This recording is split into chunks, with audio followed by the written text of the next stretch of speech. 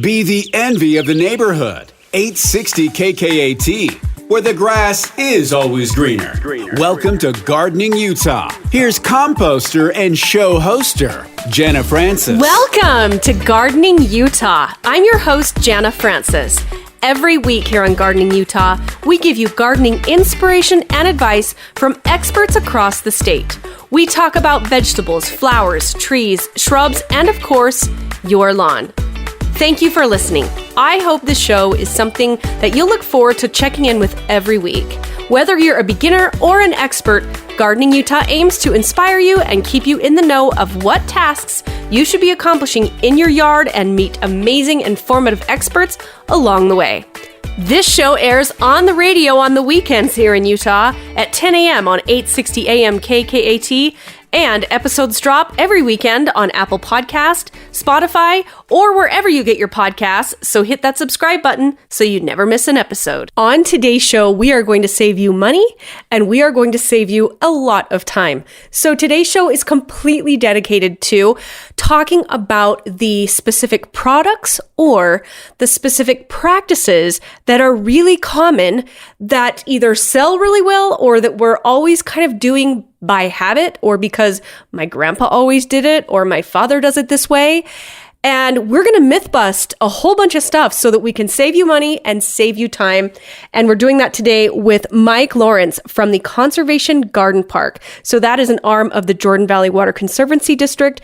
And you can go on out to the Conservation Garden Park and look at their amazing gardens. They are open this time of year, by the way. They have some amazing classes coming up, and you can look at all of the details of that in the episode notes of episode 66 here of Gardening Utah.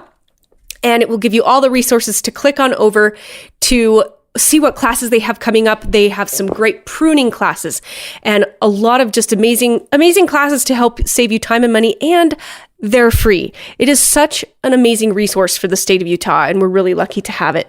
So we go over things like tilling. Should you be tilling or not? We talk about fertilizer. We talk about topsoil.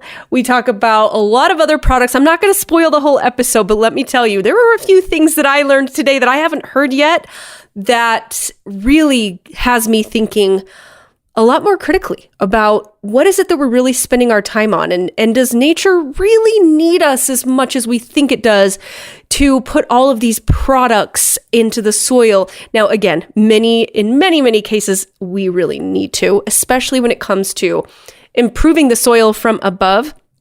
But Mike really helps myth bust a lot of things and really explains why we need to look at certain practices a very different way, and it just makes all the sense in the world. So I'm really excited about this show. I promise you that when you're out shopping this spring, or you're thinking about, how you're going to be putting in your garden, or maybe you're going to be putting in a lawn, this episode is going to make you think very differently about that.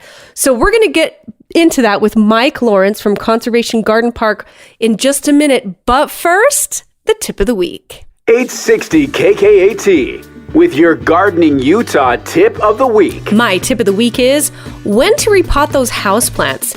Now listen, we're all getting kind of anxious for spring, but right now here in the last month of winter, we can still get our hands dirty on our houseplants inside, and it's a great time to pay a little bit more attention to each plant. Now, most of the time they tell you that you're going to want to repot your indoor plants in the spring. And the reason for that is that it starts to grow more roots and it starts to put more energy into those leaves. And when you repot, it helps that plant get established into that pot sooner. However, there are many exceptions to this. So you really want to have a quick look at your plants and decide if it needs to be repotted. Now, number one, if the soil dries out really quickly and you feel like you have to water it more than usual, then there may be more roots in that container than there is soil, and it will need a good repotting. Also, if the plant is rising up out of the pot, you need to replant. Or if there are roots coming out of the drainage holes, you really want to get that plant repotted. Or if the houseplant really just hasn't grown much in a while and you want it to, it's a good time to give it fresh new soil in a larger pot. Now, here are a few things to look for when it's not a good time to replant. You really don't want to repot the plant when it is currently flowering, or if it's already as big as you want it to be. If you're worried about nutrition on that plant, but you don't want to repot it, then just top dress the soil with some fresh compost, and that can give that plant enough nutrients to keep it nice and healthy without needing to be repotted. Now, some plants really thrive when they're a little bit pot bound, like a peace lily, for example. Peace lilies really only bloom when they've got a lot of roots in those pots so that they're really able to focus on the flowers and not the roots. So really kind of learn what variety you're dealing with and what type of conditions it likes best. And lastly, if you have a sick plant, it's not a good time to repot because sometimes just changing the water or lighting conditions is enough to help that plant recover enough that it can be then repotted later. And that's your Gardening Utah tip of the week, brought to you by the Advocates. If you're in an accident, you deserve an advocate. Call 801-355-5550 or visit utahadvocates.com. Never miss a tip for your garden and never miss an episode. The Gardening Utah Podcast with Jana Francis on 860 KKAT. 860 KKAT with more of the fastest growing show on radio. It's Gardening Utah with Jana Francis. Well, Mike, thanks for being here on Gardening Utah. Hi, anytime, Jana. I think this is fun. So now we're just recreational fertilizing. It's not doing any good. Plants are really good at knowing what they need and pulling that up. So we can put all of the nitrogen and phosphorus and potassium in the ground we want, but a plant's only going to use what it needs. It's just, and so if it's already there, like we're not actually making the plant grow more by putting more down. It's not going to use any more. It's only going to use what's available. And it doesn't need like a lot more because it's only going to use what it needs. So we don't need to put down what we don't need. And so you'll save money on fertilizer by just putting down what the plant needs, just replacing in the soil what we need. I think the idea for most people is I have this plant, what kind of fertilizer do I need? And it's the wrong question. So I would encourage the question, what is missing from my soil that I can put back in that the plant could then use? Because you don't fertilize plants, you fertilize soil. You don't water plants, you water soil. I think it's another way I tend to look at it is I actually water soil and fertilize soil. I'm not watering plants, I'm not fertilizing plants. And so is the soil missing water? I put water back in.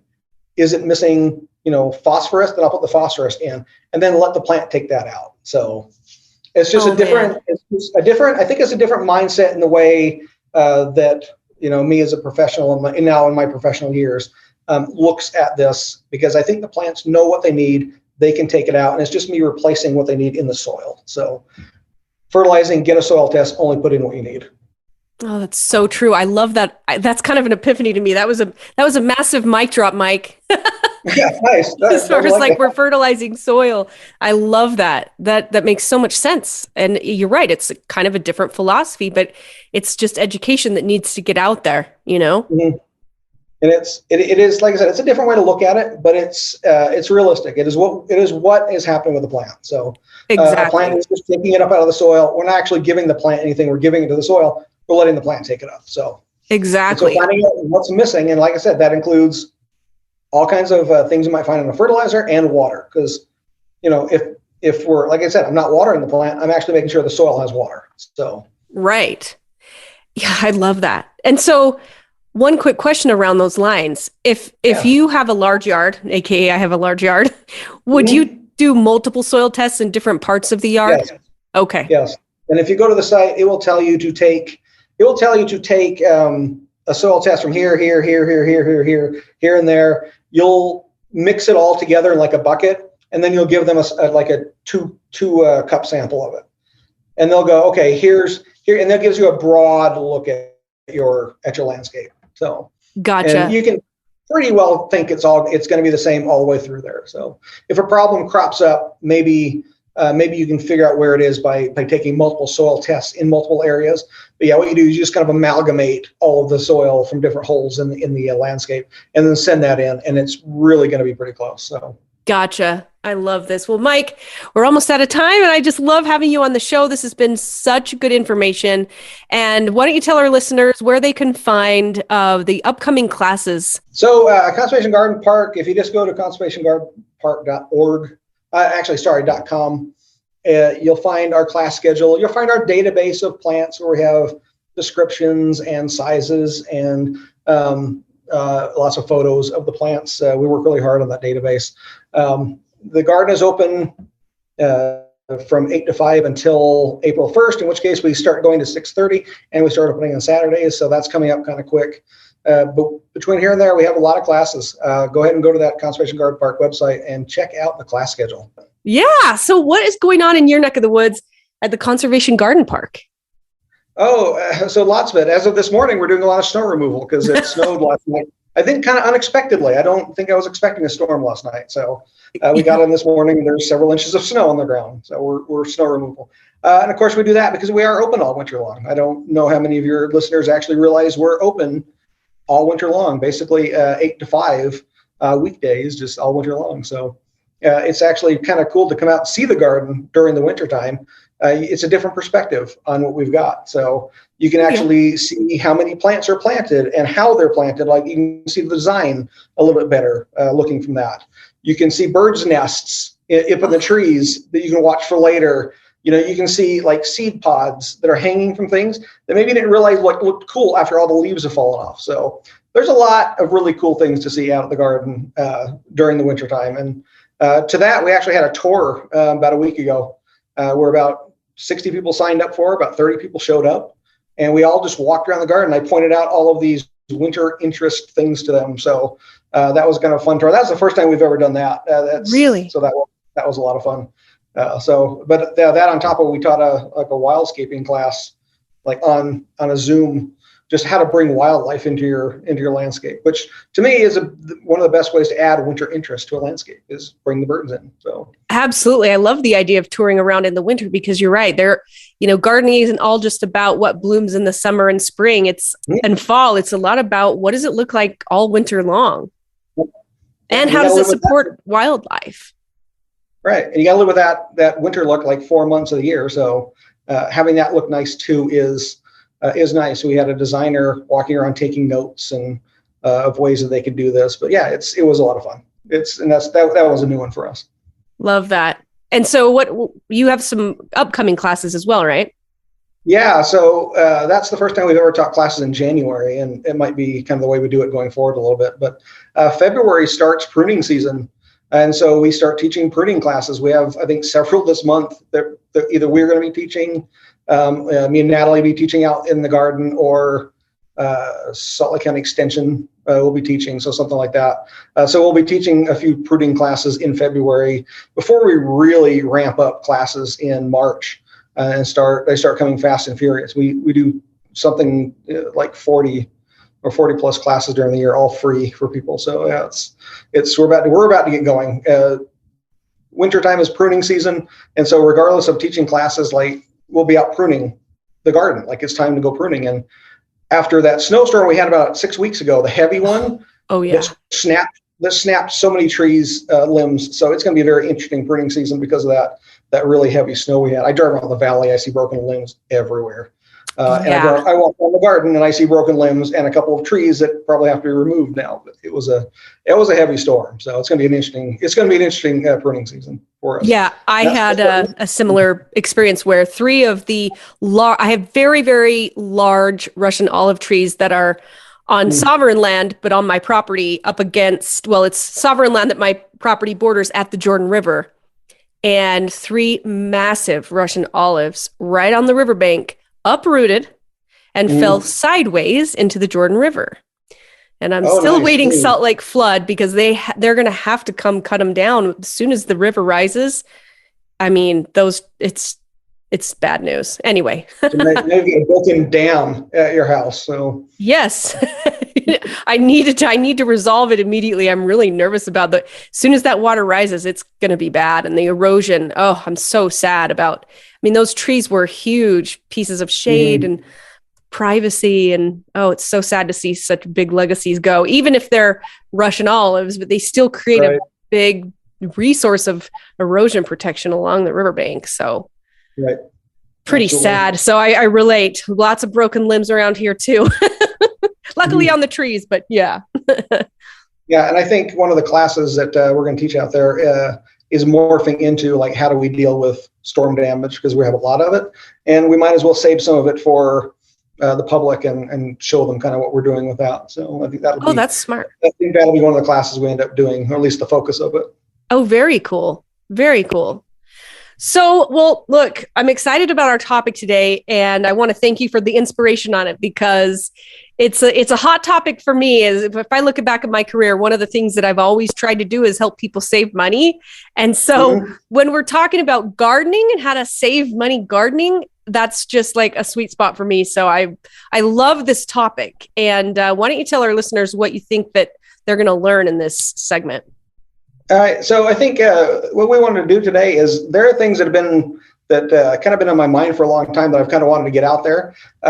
And it's we as gardeners still do a lot of things that have been passed down from generations, but modern scientific methods are going. It's either completely useless and we just could stop doing them and save ourselves the time and trouble and effort and money in doing all of this. Or they could actually be like straight up detrimental, and they do the opposite effect of what the marketing is telling us these things are doing. And I think over the years, having looked at all these and looked at the results, gone and looked at the scientific information on it, that because a lot of this stuff has been studied pretty thoroughly, and I think it's time to kind of put it out there and let's save ourselves from some of these products that have been marketed to us for a long time. And just save ourselves the money and time from doing them. Exactly. All right. Well, so what's number one? Okay. So number one is one I know that is near and dear to your heart. I know this because we've discussed it before. I think you probably know where this is heading. But I think probably the biggest product that people still use today, it is still marketed and a lot of places still sell, is wheat fabric. Is that wheat barrier fabric? Yep. Now this I know, like I know we've talked about in our show. I know you've talked about with other people in this show, so I know this is something that you're an absolute believer in that needs to go. But yes, there are some real problems with wheat fabric. It has been studied extensively. It got installed here at the garden, probably when the garden was installed originally back 2000, 2001, and here 20 something years later, for the last decade I've been pulling it out, and I can tell you what the soil looks like underneath that, and the soil is dead underneath there, and there's a lot of reasons why this happens. So wheat fabric compacts the ground. It just sits on that, and it kind of compacts the whole ground. And so while the marketing will say that water and air move through it, the answer is yes, sort of. Like about half the water you dump on it ever makes it through, and the water is restricted by quite a bit as well, or the air is restricted. And one of the most important things you can do for your roots is getting them air and water, because they need that. Desperately. And so you're cutting it down by more than half just by putting that wheat fabric on top. So it starts to compact the ground, but as much as you might even be able to get water and air to kind of move through there to some extent, what's definitely not going to move through that barrier is organic matter. There's just no way for organic matter on the surface to break down and then get into the soil. And so the soil just keeps getting more and more barren, more and more compacted, and at that point now, even less air is moving through there, and even less water because of that compaction. And the real reason is because you've got that barrier. You can't get any organic matter in there. Without the organic matter, there's no microorganisms living beneath it. Without those microorganisms and the organic matter in there, the roots are struggling. It's not developing those channels, because that's what happens with organic matter. It breaks down, it clumps together, sticks the soil together, and creates openings that both water and air move down. And now you're eliminating a lot of those.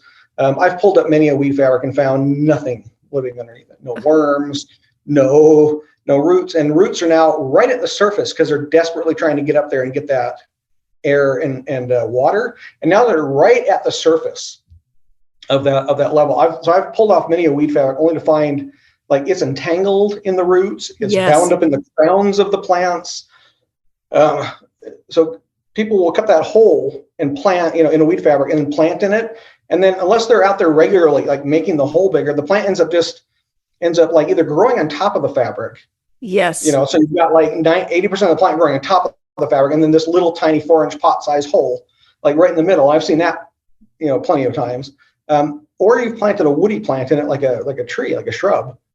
And instead of like just growing on top, it just dies, because that fabric is easily well enough to pinch off that thing and just strangle it out. So rebarrier fabric, it's not worth using. It's not going to make anything better. I mean, if you're using it underneath your paver patio, it's all fine. All those things are kind of things you want underneath a paver patio, nice stable ground, nice compacted ground.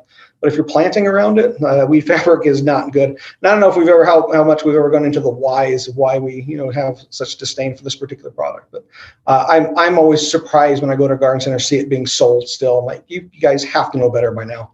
I know. So, yeah, there should be a disclaimer. Under pavers only. Yeah, under hard surfaces, under hardscapes only. Yeah. Yes. Yes. And that's its use. So, but yeah, it's pretty damaging stuff. And I've been removing it now for years here. And we actually did a number of years ago, dug out a bunch of it and then sent it in for a soil test. And my organic matter came back as like 0. Oh. And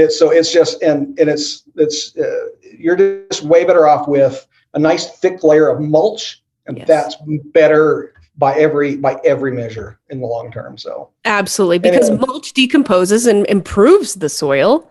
Yep, absolutely. Crowds out weeds. I mean, and holds water. And holds water better. And there are so many good things about a good layer of compost or even wood chips. I've actually pulled out some fabric where clearly the fabric was on the ground and the wood chips and mulch are on top of it. Oh, the stuff above the ground, above that weed fabric was so pretty, so nice, nice and broken down, but nothing. All those roots are trying to grow in that compacted soil beneath it. Not a good situation. So no, weed fabric out. Save yourself the time. Save yourself the money. Don't put this down. Don't let your contractor talk you into it because they will try. Yes, they will. And they're not bad people. They often don't sit in the chair that I'm sitting in, where I'm more of in the academic world where we've looked at the science, or places that have done the science. So exactly. And just resist the urge to get talked into it by somebody. So yep. Okay, on to the next one. So this is one I see all the time, and this is one that I like to say it's not unnecessary. It actually does exactly the opposite of what it says it does. And actually has the opposite effect. So what we're talking about here is prune seal. Okay. So this is the black tar-like thing people will spray on a prune wound, right? So you'll cut the limb off, and they've got this big kind of gaping wound. And this is really instinctive. Like, let's put a Band-Aid on that. Let's cover it. Human physiology definitely works that way. Yeah. Tree physiology is not that way at all. It doesn't work that way. You cut a limb off of a tree. And then do it properly. And what's going to happen is all of that limb that is still inside the tree, because remember that the tree is getting wider as the branch is getting there. All of that dies off basically, and kills off a layer of cells all around the edge of that, and compartmentalizes that decay. And now that piece will start decaying within the tree. The tree will grow around it, and it'll just be this pocket of decay inside the tree. It's not a problem for the tree. Trees know how to deal with this. They have hundreds of them. Growing, inside them, these little decay pockets. The cell layer throughout it is dead. Nothing's moving through there, and this is how a tree deals with it. If we spray a prune seal, like a paint or a black tar or something over there, the idea is we keep out bugs, we keep out pathogens, we keep out the stuff from getting in. But here's what happens: we actually trap all that stuff inside. So now we've trapped the pathogens inside. Now we've trapped water or moisture inside, and now we're really opening the door for fungal infections, for all kinds of things that are now stuck inside the tree, and the tree can now no longer just let dry out now that they've compartmentalized it. So it becomes a big problem. And so the promise of prune seal is to help the tree heal and to help it heal faster, when what's really happening is you're keeping the wound open and you're causing even potentially worse infection.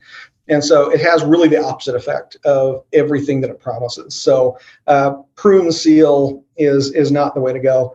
A proper prune cut is really the best way to go. And I mean, this is not the show to talk about proper prune cuts, but they're easily findable online. And I would encourage people to go look at a pruning class, or even just some basics on pruning to show how to make a proper prune cut. But make the right prune cut, and the tree will be able to compartmentalize that area and not have any problems. Trees know how to handle wounds, and the natural way a tree does this is as the tree gets bigger, it shades out the bottom limbs, and the limbs actually just end up falling off. That's why in the forest you see a limbed up tree, because the limbs just, they've been in shade so long, the tree decides they're not photosynthesizing, they're not pulling their weight basically. It lets it die and it just falls off. Now we don't want that in a managed landscape. We don't want limbs randomly falling. So we prune that thing off, but it's the same process. It leaves that little bit behind, and the tree can deal with it just fine. It does not need prune seal of any kind. Yeah, that's a problem. Not worth buying. Save your money, save your time, and save your trees, because it actually is detrimental to them. Yes, I love that. I mean, you're right. You think you're going to. It's instinctual for us because that's what we would do if we were wounded, but it's completely opposite. The way trees work much differently. So that's an excellent tip. Excellent. So, yep. So let's not use that stuff anymore. The next one that I think people use a lot of, and I see it everywhere, is mycorrhizal inoculation products. So like the mic that puts the mycorrhizae in the ground, you use it when you plant a tree, right?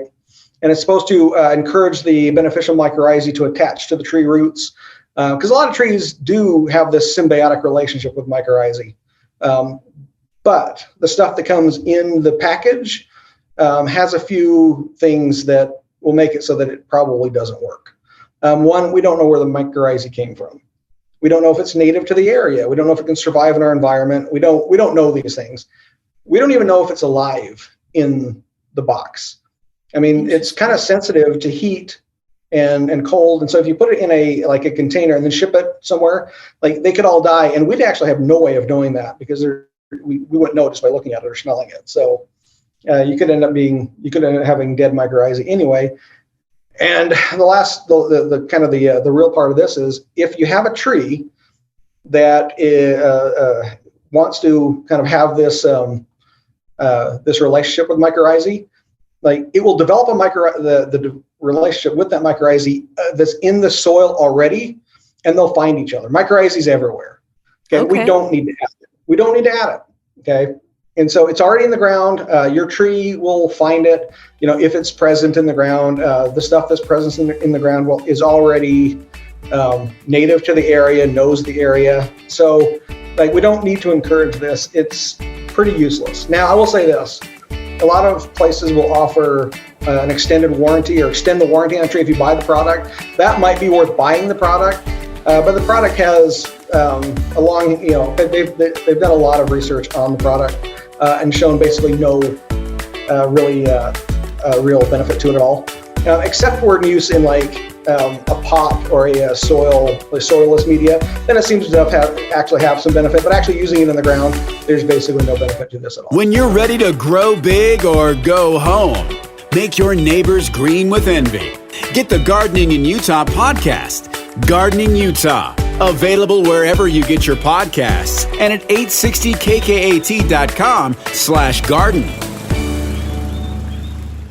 We are supported by ProgressivePlants.com. Progressive Plants is passionate about helping homeowners, expert gardeners, novices alike choose the correct plant for your soil. They don't just grow plants, they know plants. Let Progressive Plants help you today. Just go to ProgressivePlants.com and check out their wide selection. You can also go to the Design tab and look at the expert designers that they have that can help you plan your perfect yard. Visit ProgressivePlants.com today. Welcome back to Gardening Utah. I'm your host, Jana Francis, and with me today is Mike Lorenc with Conservation Garden Park at the Jordan Valley Water Conservancy District.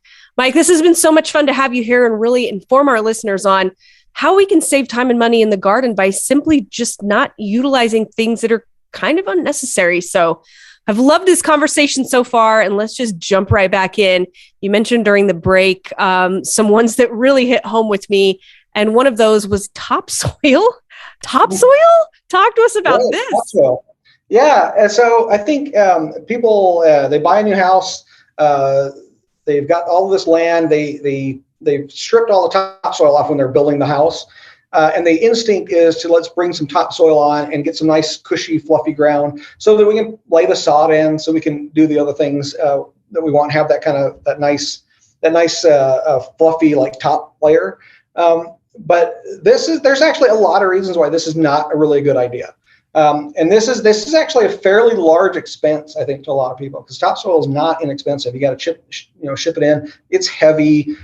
So let me go over some of the reasons why I think this is actually not a good idea. And this is really goes along with a lot of the science on soil. All right. So soil is really just the measure of the sand, silt, and clay. There's a soil profile, right? So there's this texture triangle that people can kind of go, we have this much sand, silt, and clay, kind of pinpoint where their soil lines up on that triangle.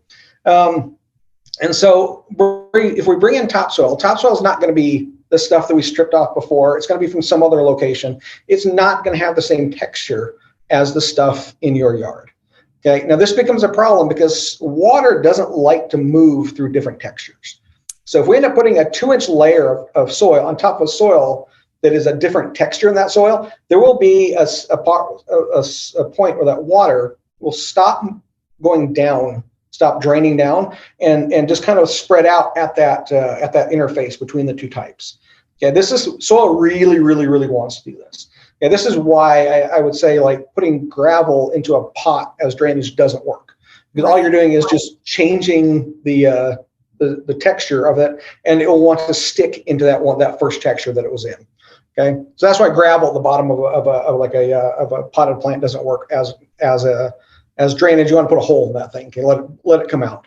But you've now got an interface between these two different soils with these slightly different soil textures, and the water will want to stop moving at that top soil level and not want to move down into the soil. Okay, now there's a couple. Now the other thing here is almost no matter what we plant is going to go down below that topsoil level pretty quickly, unless we've got like a foot of it. And even then, that's going to cause some problems because you're still putting two different soils on top of each other. And this is something that universally causes like drainage problems.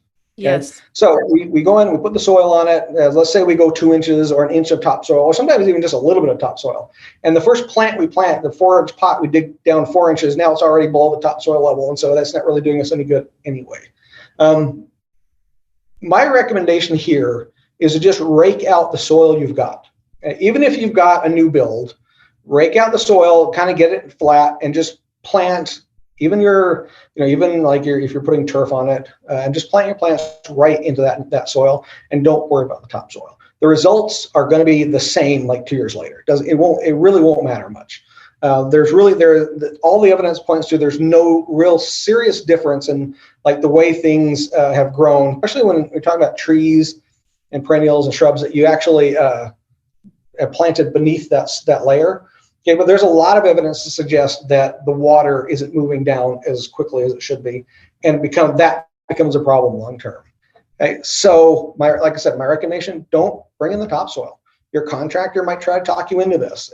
They've done it for a long time. They've seen good results. Of course, they're only there for a few months and then they move on, so they're not there 10 years later to see the results. So their perspective is a little different than mine, who is taking care of one location for a long period of time. But there is a lot of evidence to suggest just that water wants to stop, doesn't want to keep moving, and you have to really overwater almost in order to get it down, to keep moving down, because you have to really overpower that level where it wants to stop. So topsoil, don't use it. Rake it out, and just kind of flatten it out. The way you do it, but you don't need the topsoil. It's not really going to help the landscape all that much. Because you're not really planting in it anyway. Even lawn is just going to move. The roots are just going to move down, beneath that level pretty quickly. And then you're still dealing with this potential drainage issue that we've brought in by bringing in, soil from a different location that's not the same texture. So topsoil is one that I think we really don't need to use, and it is so ubiquitous. It is so universal. That people use topsoil on top of their landscapes that we don't have to do it. And I think people will be better off if they don't, and they'll save the money and they'll save the time. And again, here's a big expenditure that you could do without, and you would not notice a difference in 2 years, right? That's incredible. Now, mulching that with, really good organic compost obviously is extremely important, right? Yep, absolutely. And if you want to, instead of using topsoil, buy yourself a big dump truck full of compost. and then plant and then put that over the top, and then you'll be way better off. Even in the short term, it does not take long for even a new build ground to really start working in organic matter that you put on there. Really within a year or two, you'll have some decent topsoil built, and you'll have made yourself. It's the topsoil that's now you'll just create your own, right? It's the same texture. It's got no drainage issues, and it didn't really take that long to do. So, and it cost a lot less money because compost is way cheaper than topsoil. Yes. So, and it starts immediately improving that soil by going down and improving that soil over time. And I think, you get pretty surprised over the years on how it just magically kind of transforms. If you keep to just consistently every year or twice a year, depending, adding compost on the top, right? On the top.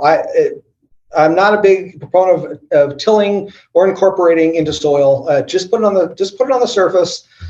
Keep a thick layer there. And in fact, if I were to have one thing I would tell a landscaper, like, what is my one best piece of advice is compost.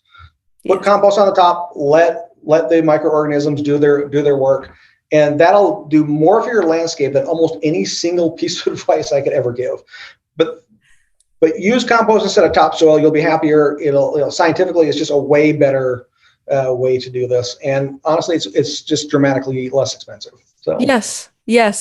I love that. And it kind of falls into, the weed fabric conversation as well, right? We don't want to block off access to water and air to that soil. We don't want drainage problems, and we want to just improve with microorganisms from the top that leach down when it's being watered, right?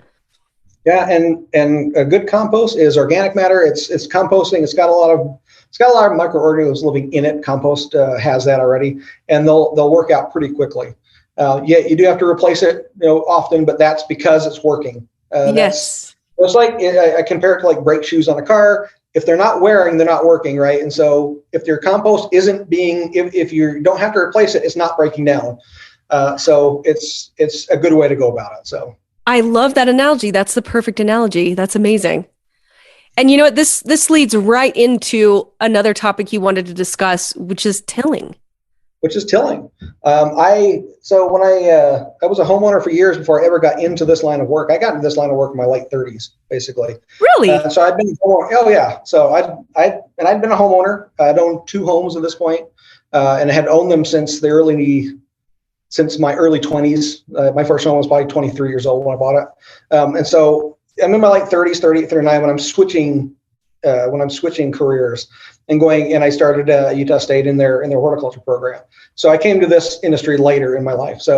But I had tilled, done these other things, but in the decade or so that I've been doing this for a living, it's pretty clear that tilling is not the way to go. Tilling does a number of things. Tilling rips up those mycorrhizae networks that we talked about earlier. They're already there. And that mycorrhizae is doing a lot of good things. That is an organic matter that's living in your soil. And the tilling just goes up there and tears all that up, and it has to start over. So all of the little channels that mycorrhizae has created for air and water to move in, you've now just destroyed. The area just below where a tiller hits, that bottom part, there's actually a term for it. It's called tiller pan, because it creates a hard spot just below where that tiller is hitting. So at the very bottom of that tiller is creating kind of a harder layer, and then that becomes the same problem with that soil interface.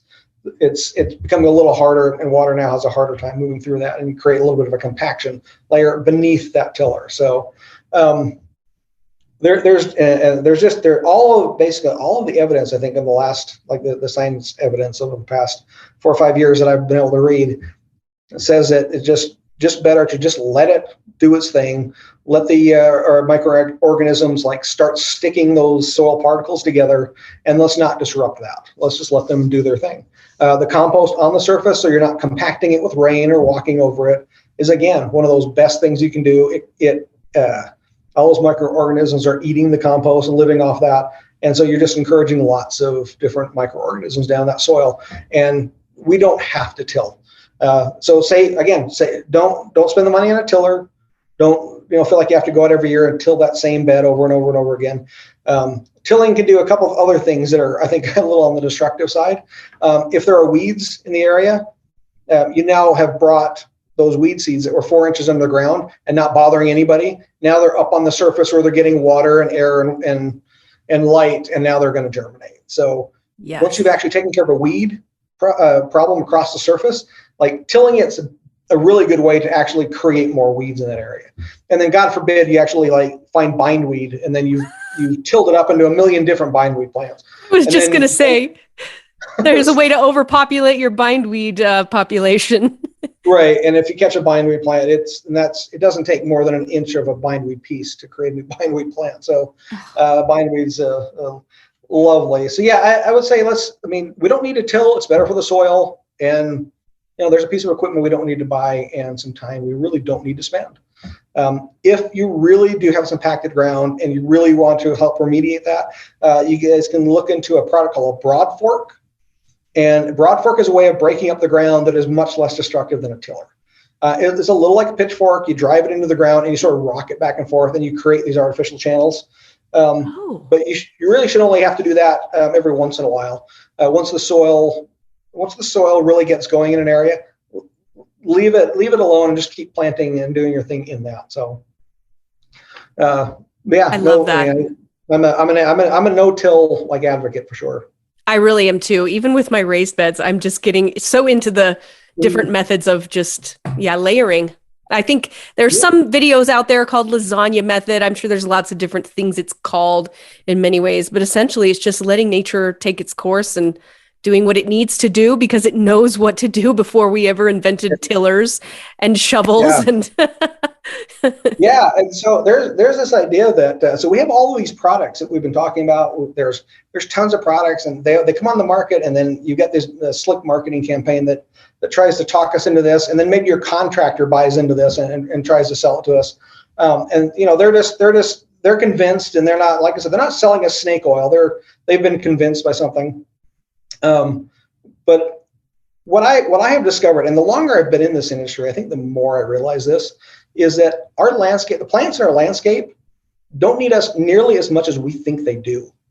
Like the less that we can do on a lot of these occasions, the better. The more we can just let kind of nature do its thing, I think we're better off. And honestly, like I hate to say it, I hate to call myself lazy, but that's probably the right word. When I leave here, like I do this for a living. I take care of I manage the landscape for a living. When I go home, I don't want to. Like my landscape is such that like it's minimal, and I don't want to spend a lot of time out there. So I don't want to till. I don't want to be out there constantly, doing this and that. And I want to do as little as possible when I get home. So yeah, I do composting, and I try to disrupt the ground as little as possible, and then let it do its thing. And that's what I'm happy doing, because I really don't want to do this when I get home. So yeah, it's so true. I look back to, my grandparents were really one of the reasons why I got into gardening in the first place, because putting in the garden, quote unquote, at grandma's and grandpa's was a big sort of family affair. But I remember it all started with the tilling. And it was tilling up all those morning glories and oh my word, or the bindweed. And it was just so much bindweed in their garden, but it seemed like the right thing to do, right? I mean, it's just one of those things that just, we've got to break up the soil and aerate it. Let's get the garden tilled. And I just think how much time we could have saved if it's just plant the hole, put on compost, you're done. I mean, of course, there's a lot of other things, but really, you're right. The less we do sometimes, the better.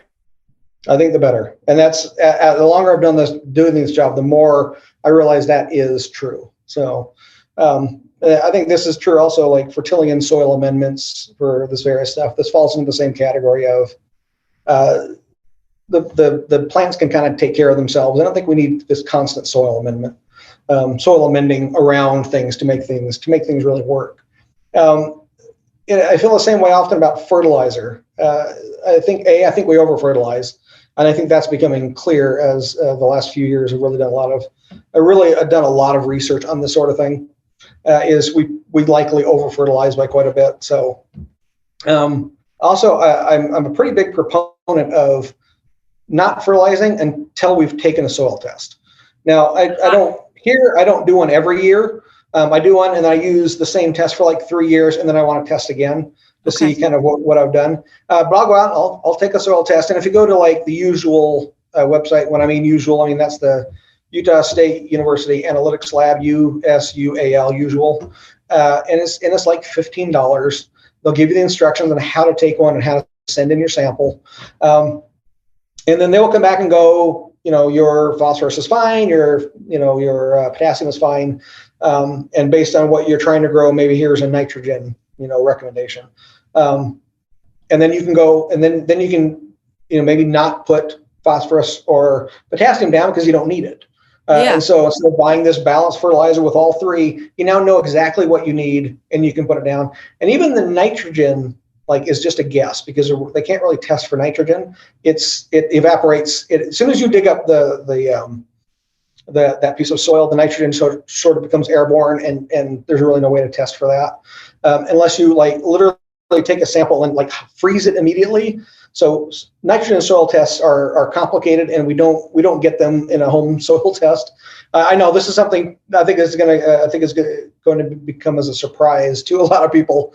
They're not actually testing for nitrogen. It's one of the reasons they ask in a soil test what you're planting there, so they can give you a recommendation based on what you're planting. And so they'll be like 2 to 4 pounds of nitrogen per 1,000 square foot. I've always gone either half the number or a quarter of the number. So usually when they're telling me 2 to 4, I'll usually put down 1. And then out here, I've never really seen that really come back to haunt us.